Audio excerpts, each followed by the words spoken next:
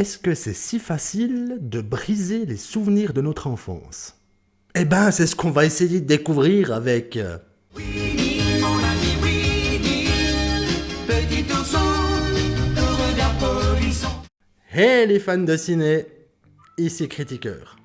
Alors sérieusement, la sortie d'un film d'horreur avec Winnie l'ourson, je ne pouvais pas passer à côté.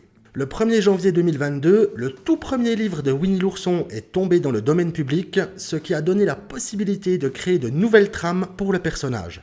Le réalisateur Rhys Frake Waterfield y voit alors l'opportunité de créer une histoire sombre et dérangeante sur le petit ourson. Et alors, qu'est-ce que ça donne? Avant de répondre à la question et de voir ensemble si nos souvenirs d'enfance vont être détruits, ce film, de quoi ça cause?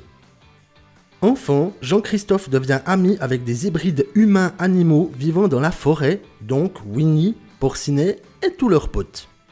Mais en grandissant, les visites du garçon se font plus rares et la nourriture qu'il leur apporte également. Après son départ pour l'université, Winnie et ses amis en arrivent à des méthodes drastiques pour survivre. Repose en paix, bourriquet. Des années plus tard, Jean-Christophe revient dans la forêt pour présenter ses amis à sa future épouse. Au même moment, une bande de jeunes femmes se font un petit week-end pépouze dans un chalet des environs. Winnie et Porcinet vont laisser parler leur rage meurtrière. Jamais j'aurais pensé dire cette phrase-là un jour. Le film a lancé un tollé sur internet parce que beaucoup ne voulaient pas voir un symbole de leur enfance se faire transformer en tueur sanguinaire dans un slasher.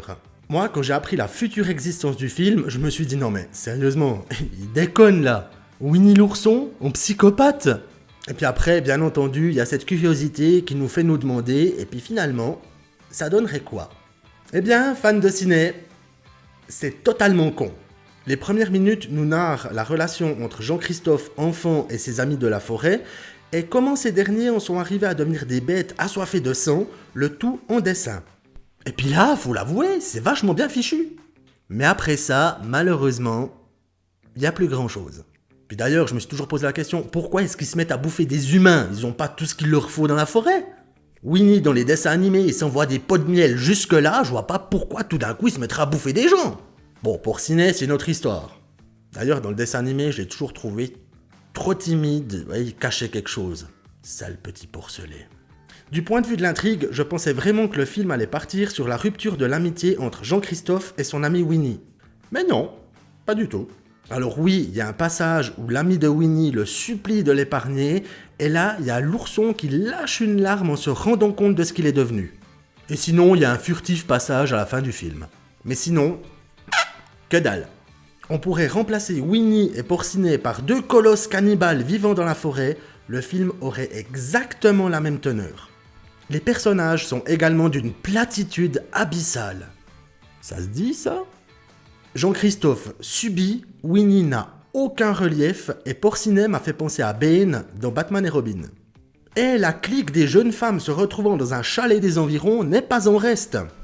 Là où les mésaventures de Maria avec un stalker auraient pu réellement apporter quelque chose de plus à l'intrigue et au personnage, c'est rapidement étouffé et c'est utilisé uniquement pour essayer de développer un sentiment de trouille au spectateur, déjà inexistant. On se rend alors compte que elle et ses amis servent uniquement de chair à canon.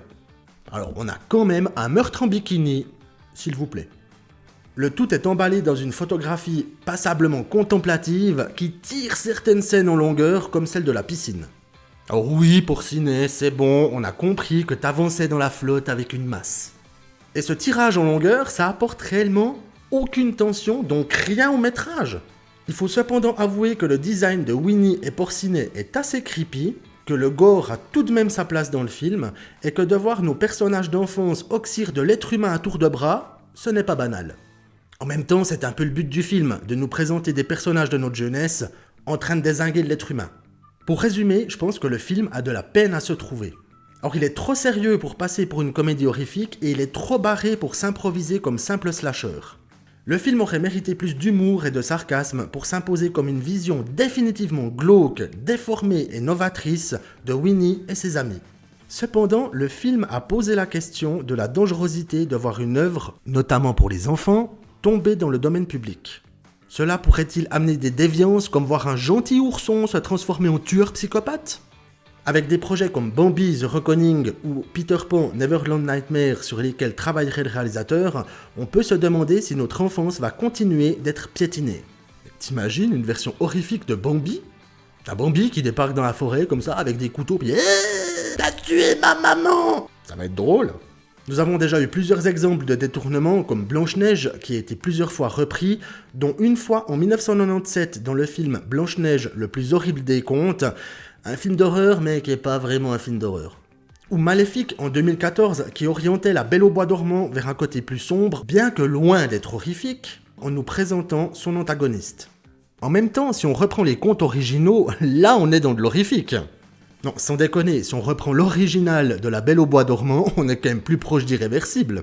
Et cette manière différente d'appréhender des productions qu'on a connues étant enfant, je pense que ça peut donner des choses intéressantes. Or moi, je verrais bien les mini-pousses ou les super nanas en version trash. Pas vous ? Mais pour en revenir au film, Winnie l'ourson en version horrifique ne sort clairement pas du lot. On nous présente un film plat, et c'est très con parce que ça partait d'un concept novateur. Et pour répondre à la question, non, ce n'est pas si facile de briser nos souvenirs d'enfance. Ces personnages que l'on a connus étant plus jeunes peuvent devenir des psychopathes sanguinaires, des cannibales affamés ou des pâles copies d'eux-mêmes.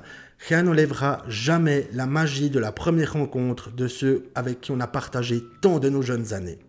Pour conclure, si vous avez 1h30 à disposition, que vous ne voulez rater aucun film d'horreur dans votre planning de visionnage et que vous voulez découvrir la face sombre de Winnie et Porcinet, procédez au visionnage, ça peut être drôle.